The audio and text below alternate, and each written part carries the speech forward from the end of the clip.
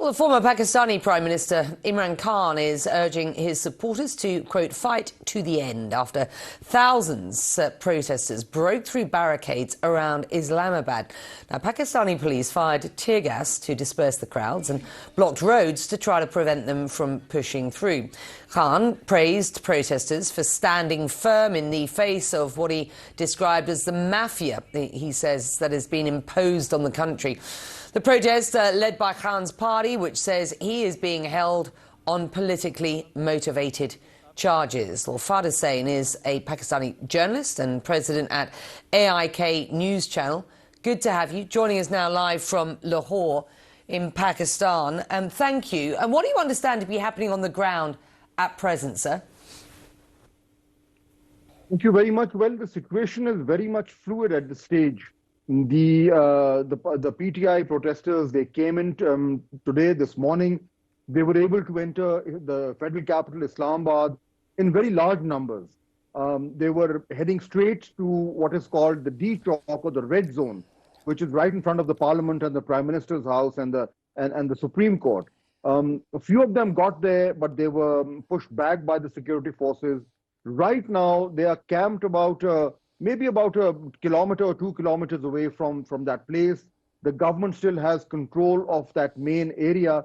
And the government has just now said that it has absolutely refused to negotiate or open any kind of dialogue with the PTI. So it's kind of a standstill right now.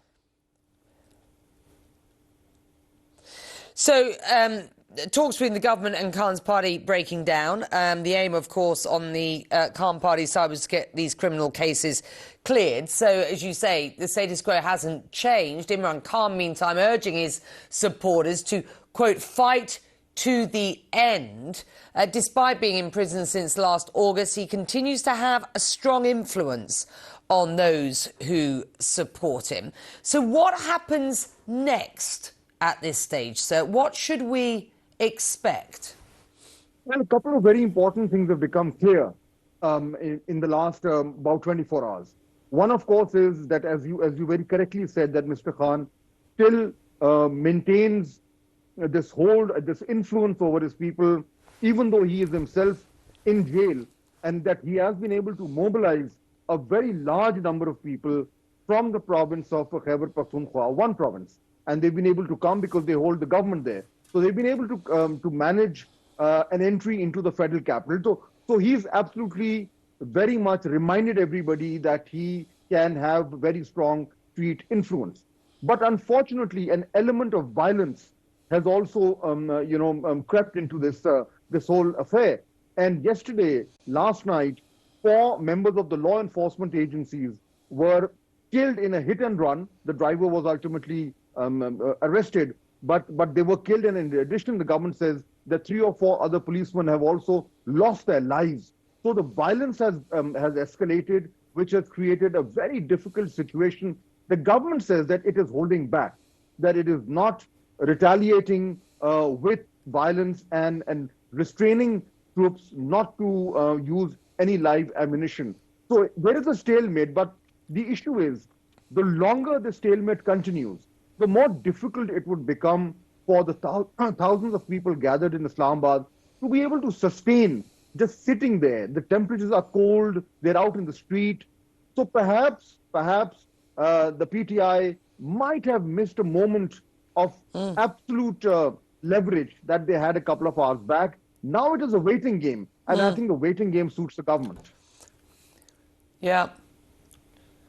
Can I just read a statement from the State Department in the US? It's the spokesman, Matthew Miller, speaking to reporters. He said, and I quote, "We call on protesters to demonstrate peacefully and refrain from violence. And at the same time, we call on the Pakistani authorities to, quote, respect human rights and fundamental freedoms and to ensure respect for Pakistan's law and constitution as they work to maintain law and order." Is there, do you feel, any sense of groundswell of international pressure on the government to negotiate with Khan and his party at this point? Well, as yet, there are no indications. Yes, the statement that you just referred to is there, but beyond that, we do not see any indication. This is very early in this whole conflict, and the whole issue may dissipate in a short time. Then, of course, the whole issue of international pressure will go away with it. We have not seen that. What we have seen, in fact, is an element of violence which has so far remain under control.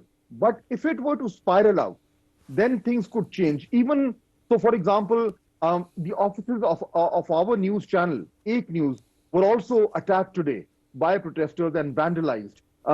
They were controlled later on. So right now, I think the government wants somehow to ensure that the violence does not escalate. As long as that doesn't happen, I think the international pressure will probably not come down very hard on the government, but ultimately, of course, this issue, if it drags on, then I think a negotiated settlement would become a bit more difficult for Mr. Khan if he wants it in his favor, despite the fact that he's shown that he has street muscle and street power.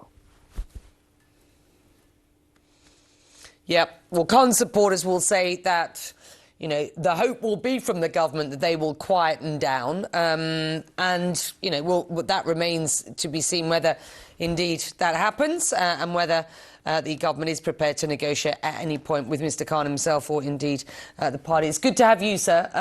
Important insight and analysis on what is a very, very important story. Thank you. You're watching Connect the World with me, Becky Anderson.